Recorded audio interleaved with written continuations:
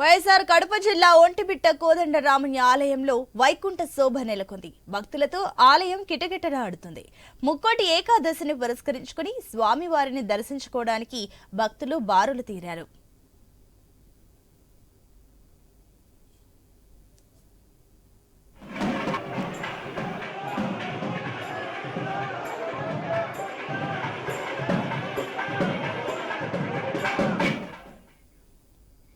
ఇక ఒంటిమిట్ట ఆలయం నుంచి ఐ న్యూస్ కడప ప్రతినిధి శ్రీనివాస్ అందిస్తున్న మరిన్ని వివరాలు ఇప్పుడు లైవ్ ద్వారా చూద్దాం.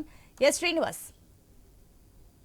ఏదైతే వైకుంఠ ఏకాదశి పురస్కరించుకొని కడప జిల్లాలోని ప్రముఖ ఆలయాల్లో కూడా భక్తులు కూడా తాకిడి ఎక్కువైంది. ప్రముఖంగా ఏదైతే ఒంటిమిట్ట కోదండరామంలో ప్రస్తుతం భక్తులు కూడా ఎక్కువ సంఖ్యలో వస్తున్నారు. ఇక్కడ ఉన్నటువంటి ఏర్పాట్లు ఏ విధంగా చేశారు, భక్తులకు ఎటువంటి స్వామివారి దర్శనం కల్పిస్తున్నారో ప్రస్తుతం ఒంటిమిట్ట కోదండరామం ప్రధాన అర్చకులు వీణా రాఘవాచార్య ఉన్నారు. ఆయన అడిగి మరింత అడిగి తెలుసుకునే ప్రయత్నం చేద్దాం. స్వామివారు మీరు చెప్పండి, ప్రతి ఏడాది కూడా భక్తులు తాకిడి ఎక్కువ అవుతుంది. ప్రస్తుతం ఈ వైకుంఠ ఏకాదశి సందర్భంగా ఎటువంటి జాగ్రత్త, ఎటువంటి స్వామివారి దర్శనం కల్పించేందుకు భక్తులకు ఎటువంటి సౌకర్యం కల్పిస్తున్నారు? ఓం నమో వెంకటేశ్వర. తిరుమల తిరుపతి దేవస్థానంలో శ్రీ కోదండరామస్వామి దేవస్థానంలో ముక్కోటి సందర్భంగా భక్తులకు తిరుమల తిరుపతి దేవస్థానం టీనెల్ ఏర్పాటు చేశారు. టీనెల్లో వాళ్ళకు మజ్జిగ అయితేనే మంచినీళ్ళు అయితేనే ఏర్పాటు చేస్తారు ఇక్కడ. అదే కాకుండా డెకరేషన్ పూలతో అలంకరణ అద్భుతంగా తయారు చేస్తారు.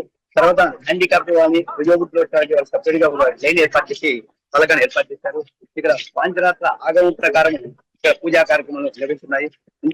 ఉత్తర ద్వారంలో భక్తుల చేత అవికారాయ శుద్ధాయ నిత్యాయ పరమాత్మనే తదైక రూప రూపాయ విష్ణువే ప్రవిష్ణువే ఓం నమో నారాయణాయ ఓం నమో నారాయణాయ సామూహికంగా నామస్మరణతో అందరూ ఉత్తర ద్వారం ద్వారా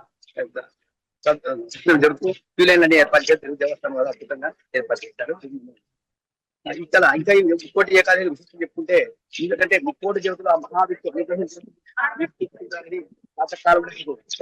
వేదాల్లో మనం గ్రంథాల్లో అటువంటి ముక్కోటి ఏకాదశిలో అమ్మవారిని దర్శించడం మనం యొక్క పురుజన సుకృతమే అనుకోవాలి. ఎందుకంటే అశేష జనవాహులు వచ్చారు. మనకు చూస్తే తమిళనాడు నుంచి, కర్ణాటక నుంచి అయితేనేవి, మనకు చిత్తూరు అయితేనేవి, విజయవాడ, విశాఖపట్నం, వైజాగ్ అయితేనేవి వివిధ ప్రాంతాల నుంచి భక్తులు వచ్చారు. వాళ్ళు కానీ దర్శనం అద్భుతంగా జరిగింది. దేవస్థానంలో అన్నప్రసాదం బాగా ఏర్పాటు చేశారని కొనియాడుతున్నారు అన్నమాట.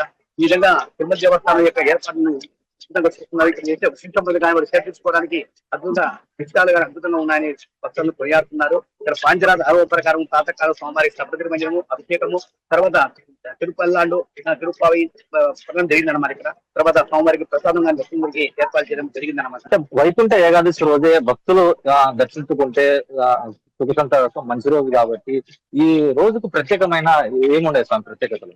మామూలుగా ఏకాదశి అనేది నెలకు 2 వస్తాయన్నమాట. సంవత్సరానికి 24 ఏకాదశి. అందుకే పవిత్రమైనది ముక్కోటి ఏకాదశి అని చెప్పేసి. ఎందుకంటే మనకు వచ్చేసి దేవతకు 6 నెలలు పగలు 6 నెలలు రాత్రి అని అనమాట. ఇప్పుడు మనకు వైకుంఠ ఏకాదశి స్వామివారు కోసము ముక్కోటి దేవతలు ఉత్తరకాలంలో వెయిట్ ఈ ప్రాతకాలంలో ఆ యొక్క అనుగ్రహం కలగాలని ముక్కోటి ఏకాదశి అందరూ స్వామివారిని దర్శించుకుంటారు. ఇప్పుడు ఉత్తరాయణ పుణ్యకాలం ప్రారంభం సంక్రాంతి అనమాట. అది సూచికగా ముక్కోటి ఏకాదశి భగవంతుడు పగులు ముక్కోటి 6 నెలలు అన్నమాట దేవతలకు అనేది శాస్త్రం చెప్పబడింది అన్నమాట. అంటే ఏదైతే వైకుంఠ ఏకాదశి సందర్భంగా నిన్న రాత్రి కూడా పూర్తిగా అన్ని ఏర్పాట్లు పూర్తి చేశారు టీటీడీ దేవస్థాన అధికారులు కూడా. ప్రస్తుతం తెల్లవారుజాము 4 గంటల నుంచి కూడా ఇక్కడ భక్తుల తాకిడి ఎక్కువైంది. ఎందుకంటే దక్షిణాది రాష్ట్రాల్లోనే ఒంటిమిట్ట కోదండరామాలయంకు చాలా ప్రత్యేకమైనటువంటి ఆలయంగా పేరుగాంచింది. ఎందుకంటే ఇక్కడ తిరుమల దేవస్థానానికి వెళ్ళాలంటే మొదట కడప జిల్లాలో ఉన్నటువంటి ఒంటిమిట్ట కోదండరామాలయం దర్శనం చేసుకున్న అనంతరమే ఆ స్వామివారిని దర్శించుకోవడం చాలా ఆనవాయితీగా వస్తుంది. ఉత్తరాది రాష్ట్రాల నుంచి కూడా పెద్ద ఎత్తున భక్తులు కూడా ప్రస్తుతం ఒంటిమిట్ట కోదండానికి పెద్ద ఎత్తున తరలి వస్తున్నారు. అయితే ప్రస్తుతం భక్తులు కూడా కొంతమంది ఉన్నారు. వారిని అడిగి మరిన్ని మీరు తెలుసుకునే ప్రయత్నం చేద్దాం. మీరు చెప్పండి, ఈ ఒంటిమిట్ట కోదండరామాలయంకు ప్రస్తుతం ముక్కోటి ఏకాదశి కూడా చాలా భక్తులు తరలి వస్తున్నారు. మీరు ఎక్కడి నుంచి వచ్చారు? ఎన్ని సంవత్సరాల నుంచి ఇక్కడ రావడం మొదలు పెట్టారు? జై శ్రీరామ్. నా పేరు పాటూరు గంగిరెడ్డి. నాకు ఇక్కడ ఒంటిమిట్టాను. 25 ఏళ్ల నుంచి నేను దేవుడి కోసం చేస్తూ ఇక్కడ దేవస్థానం వెళ్తాను.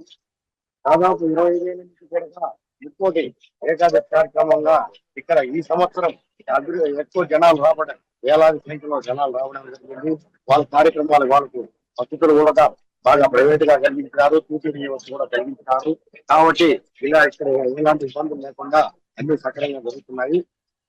అంటే ఇక్కడ చూడవచ్చు ప్రస్తుతం పోలీసుల బందోబస్తు కూడా చాలా పెద్ద ఎత్తున ఇక్కడ స్థానిక పోలీసులు భక్తులు కూడా చాలా సౌకర్యవంతమైనటువంటి దర్శనం ఏర్పాటు చేశారు.